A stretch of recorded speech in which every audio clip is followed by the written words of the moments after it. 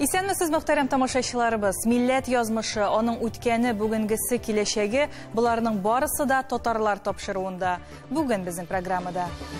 Шәхесләр сәхифәсендә археограф Гали Рәхим. Ул бай, иркен гаиләдә туып үссә дә, үзенең гомерен ниндер сәүдә эшенә, яисә башка юнәлешкә түгел, әнәк менә татар мәдәниятенә, татар әдәбиятына, татар тарихына хезмәт итүгә багышлый. Яган авылы мәчете. Мәчетнең отоплениясе югы, мин ягып мәчетне тоттым. Аллага шөкер ансына. Әбиләр ярдәм иттеләр.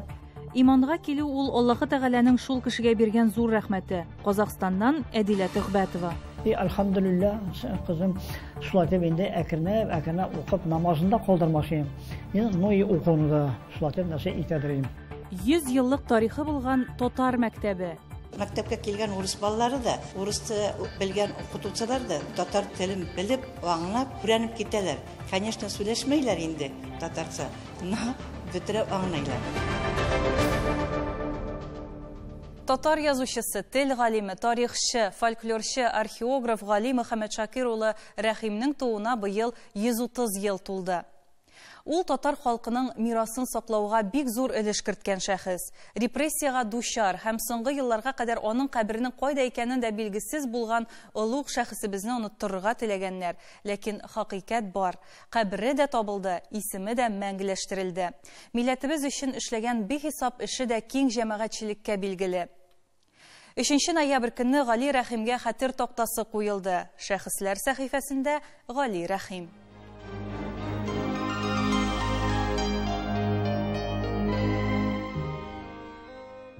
Гали Рәхим 1892 елның 4 ноябрендә Казанда 2 гильдия сәүдәгәр гаиләсендә туа.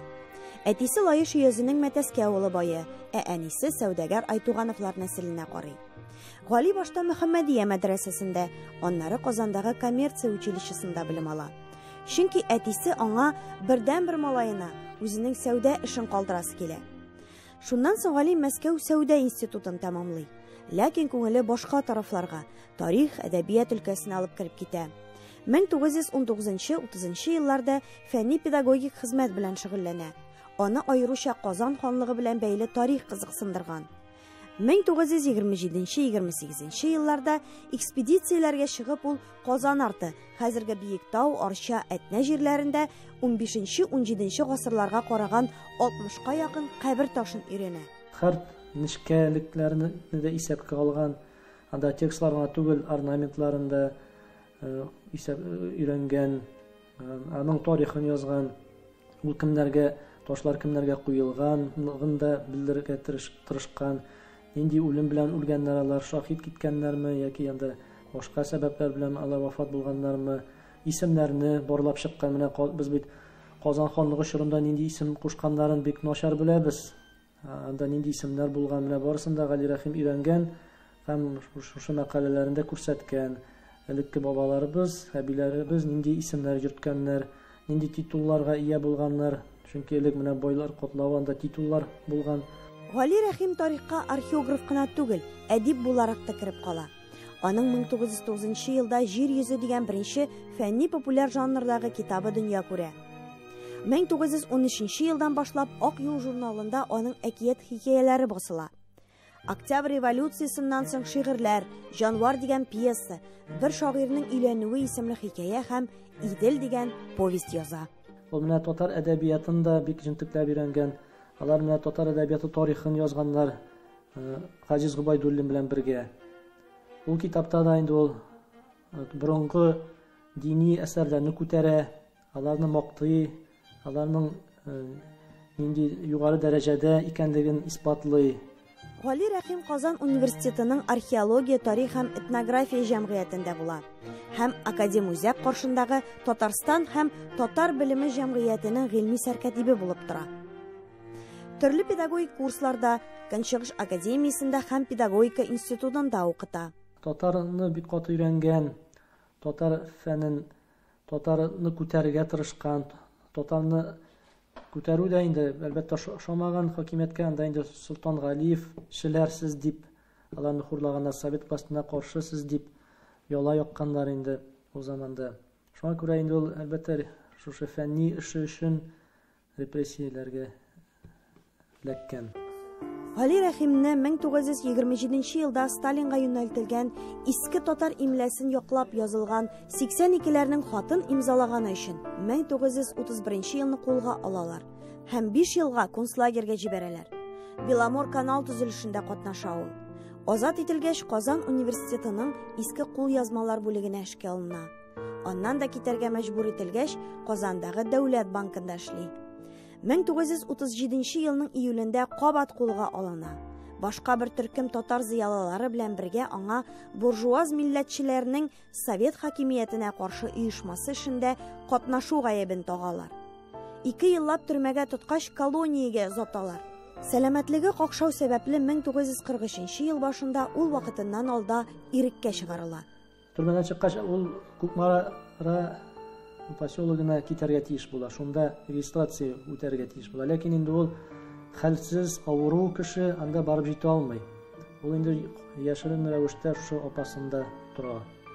Анда да ул инде ачлыктан интегә авырый, аны әлбәттә кайда шифаханәгә анда бара алмый инде ул.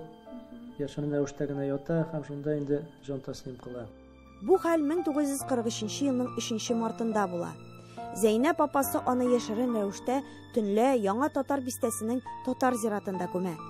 Һәм озак еллар дәвамында әлеге кабер турында беркем белми. Тик 91 елны Мөхәммәд Мәгдиев Гали Рәхимнең сеңлесен Рауза ханымны тапты. И Рауза ханым Мөхәммәд Мәгдиевкә һәм Шаһинур Мустафина ул урынны күрсәтте. Вот. Тиздән Рауза апа үлеп китте, вафат булды. Вот, урыны билгеле калды. Һәм ниһаять Гали Рәхимнең 130 еллыгы уңаеннан ул күмелгән җиргә такта куелды. Мы надеемся, что сегодняшнее событие станет новым импульсом для изучения наследия Гали Рәхима и его возвращения, полноценного возвращения в нашу национальную, научную и культурную жизнь. Мөхәммәд абыйның язып калдырган сүзләре дә бар, тарих бар. Бу тарихта Гали Рәхим, Җамал Вәлиди, Гаяз Габадуллиннарның билгесез каберләре бар. Ләкин алар безнең шәшәкле верандаларыбыздан, безнең матур дачаларыбыздан һәм безнең югары исемнәребездән күпкә кадерлерәк, күпкә зуррак дип. Ул беренчеләрдән булып татар әдәбиятын яңаша өйрәнү концепциясенә нигез салучыларның берсе булып таныла. Айрым алганданың татар әдәбиятының борынгы дәвре, феодализм дәвре кебек китаплары бүген дә кыйммәтен җуймаган фәнни хезмәтләр булып тора.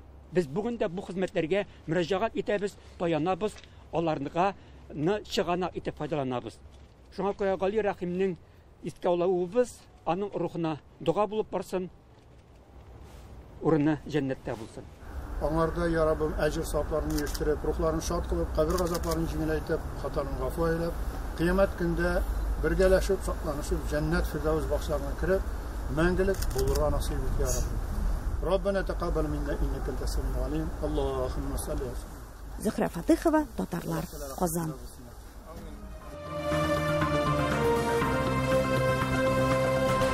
Бүген мәчетләрдә ислам динен үстерү өчен генә түгел, телебезне саклау өчен дә күп көч куялар. Удмуртияның Кече Пурга районы Яган авылында гыйбадәтханә 1998 елда төзелә. Шул вакыттан башлап ул дини һәм милли үзәк булып тора. Район татарларын берләштерә. Шул хакта киләсе видеоязмада.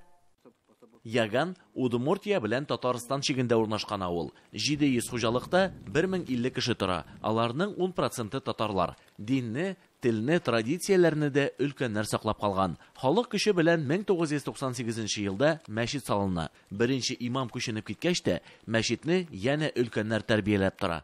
Кара, нәрсә язганнар, Галия? Тыныч булсын дөньялар дигән шигырь язганнар. Мәчет активистларының берсе Рина апа Калимулина. Бу көннәрне яхшы хәтерли. Ул мәчетне жапмадык. Галия, бүтән әбиләр мәчетнең отоплениясе югы, мин жагып мәчетне тоттым. Аллага шөкер ансына. Әбиләр ярдәм иттеләр. Җомга сайын җыела башладык без. мәчеткә әбиләр белән. 2011 елда Яган авылында имам итеп Сабит Шараев билгеләнә. Безнең бәхеткә килде ул ди аның турында авылдашлары. Яшь хәзрәт тырышлыгы белән Аллаһ йорты төзекләндерелә, газ кертелә. Площадь безнең хәзер 85 квадрат. Безнең мәчет тора менә шушы прихожая, кухня, тәһарәтханә, 2 туалет ясалган, 1 душевая кабинка бар. Аннан кире безнең иратларның намаз укый торган урыннары һәм икенче бүлмә хатын-кызларның укый торган бүлмәләре. Бүген Сабит хәзрәт милли үзаңны күтәрү өстендә актив эш алып бара. Мөмкинлекләр дә җитәрлек. Кече Порга районында татарлар күпләп яши. Шушы татарлар белән аралашып, шулай бергәләп яшәйбез, алып барабыз, тел дәресләрен алып барабыз да һәм дин дәресләрен алып барабыз. Гырыф гадәтләребезне күтәрергә тырышабыз, ныклытырга тырышабыз инде. Алар безнең югалмасын. Бүгенге көндә яшьләр белән бергә эшләйбез. Тел дәресләрен килгәндә ничек уздырасыз? Тел дәресләрен китаплар буенча уздырабыз инде. Аның специальный ниләр теге формалары бар. Үз китаплары бар. Шулай такталарда язып инде, кешедән укытып, диктант нитәбез инде, татар телендә булган диктантларны уздырабыз менә. Тормыш дин белән генә тукталмый дип әйтәләр мәчеттә. Башка дөнья эшләрен, социаль проблемаларны да күтәрәләр. Безнең картларыбыз бар, ветераннарыбыз бар. Шуларны кадерләп, бәйрәмләргә чыгып, нитеп менә аларны бергәләп, шулай мәчетләрдә җыеп, җалар кырына барып, шулай әз генә бәләкәй бәйрәмләрне аларны котлап, тәбрикләп инде шулай яшәйбез. Булганнан бар да була дип юкка гына әйтмиләр.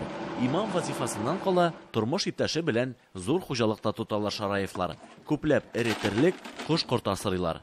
Кормозаготовка минем үзем, комбикорм мин ясаймын үзем. Ашлык алып, аппаратлар аркылы чыгарып, үзебез теге гранулятор, аннан килеп тегермән тартып, гранулятор аркылы чыгарып, шулай нитәбез инде. Ашатабыз. Мишка. Хәдер, ашарга салам, хәдер, әйдә, менә. Әнә шулай хуҗалыкта да, җәмәгать тормышында да җитешә Сабит хәзрәт. Яшь, белемле имам булганда, мәчетнең ишекләре дә һәрвакыт ачык булыр. Милли тормышта җанланыр ди авыл халкы. Удмуртиядән Назир Нигъманов, Эльвира Вахитова, татарлар. Сез татарлар тапшыруын карыйсыз. Программабызның икенче өлешендә иманга килү ул Аллаһы Тәгаләнең шул кешегә биргән зур рәхмәте. Казакъстаннан Әдилә Төхбәтова. Әлхәмдүлилләh, кызым, шулай инде әкренәп укып намазында калдырмашым. Ной укуында шулай нәрсә итәдерим. 100 еллык тарихы булган татар мәктәбе. Мәктәпкә килгән урыс балалары да, урысты белгән укытучылар да татар телен белеп, аңлап, өйрәнеп китәләр. Конечно, сөйләшмәйләр инде татарча, но бөтереп аңлыйлар.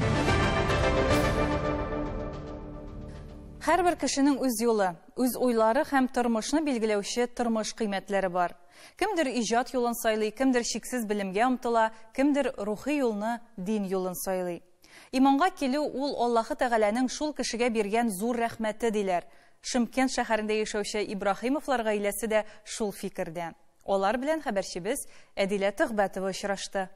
Милли җанлы динне гаиләне Шымкент шәһәре махсус җылылык һәм мәхәббәт белән кабул итә. Биредә Ильяс абый Әминә апа белән 1979 елдан башлап гомер сөрәләр. 3 бала туып үстерәләр. Хәзер оныкларын тәрбияләү белән шөгыльләнәләр. Как перестройка булдымы, шул вакытта или аңга хәдәрдә күп нәрсә милләтләр авышып китте.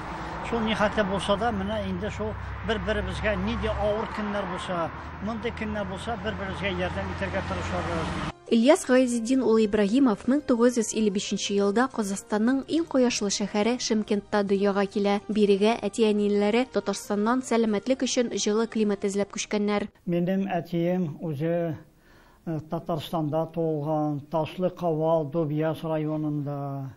Шуннан соң инде бераз вакыт үткәч, Арча районында, Сәрдә авылында безнең анда әнибез яшәде. Бергә танышып, шунда инде гаилә белән бергә гомер сөреп, 6 балалы булдылар. 4 абыем, 2 апам. Мәрхүм әним урын җәннәттә булсын. Ул әйтәдер: "Эй балам," ди, "Мин бу дөньяга мәнгә килмәдем," ди. Сен деймін, бұл динні сен өзімден ал деген. Біздің тарихыбызны, біздің yolыбызны юалтмастан де, еш ол yolunu алып бар деген. 18 жыл қайнанам біле бірге яшадық. Ол енді түшіндіріп бере тұрған. Абыстай болды, 86 яшында вафат болды. Benim 3 balamda da qarashdı. Bek akıllı, beni tertipke үйретті. Sağınıp, hayır duğamda, rizalığım bilen yaşayım indi. Менә Әминә апаның бәлешләре дә әзер. Менә шулай бисмиллах әйтеп пешергән ризыкларыбыз, үз кулларыбыздан, ул бәрәкәтле, ләззәтле була. Әни кеше милләт анасы ди халык. Хакыйкый мөслимә үзенең акыл үсешен кайгыртып, динне, халкы һәм туган теле өчен хәерле һәм файдалы булган гыйлемне алырга омтыла һәм баласын да шул гыйлеме нигезендә тәрбияли. Ягъни әти-әниләреннән алган гыйлемен дә үз балаларына тапшырырга тырыша. Ильяс һәм Әминә Ибраһимовларның балалары да шундый ук принциплар белән яшиләр. Biz менә татар гаиләсе, үзебезнең телебезне онытмаска тырышабыз, балаларыбызны тәрбиялибез. Кичкенә чакларыннан татар телен белергә, үзебезнең диннәрне онытмасыннар. Мин үзем инде Башкирияда туып үстем. Башкирияда 5нче класска хәтле укыдым. Аннан кире әти-әниләрем алар монда яшиләр. Без әби белән яшәдек. Алар квартира алгач, безне күчереп алып килделәр монда. Biz гаиләбездә 3 бала булып үстек. Мин иң улысы идем. Аннары миннән соң энем, ул да Чимкент шәһәрендә яши. Аннары сеңнем. Алар инде бөтенесе сау сәламәт, исән сау гына яшәп яталар. Әнием гомер буе тимер юлында эшләгән һәм миңа да шул юлны сайларга туры килде, ди Әминә апа. Шул тимер юлда контейнерный площадкада 40 жыл 8 ай бер урында эшләп, пенсияга чыктым. Әтинең күзенә карарга да куркадыр ид. Әтиңә әйтәм дисә, булды, жүгерәдер инде, бөтен эшне эшлидер. Ниятләрегезгә ирешергә Аллаһ насип етсен. Бирахмәтикә я архамар рахимин. Аллаһ. Әдилә Төхбәтова, Татарлар, Шымкент шәһәре, Казакстан.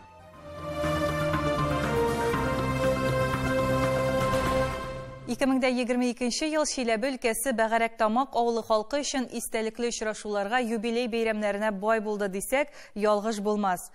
Урал төбәгенең беренче татар-башкорт авыл мәктәбенә 100 ел тулды. Әлеге зур бәйрәмгә бөтен Россия туган якны өйрәнүчеләр форумының делегатлары да кушылды. Алар Татарстан, Башкортстан, Марий республикаларыннан килделәр.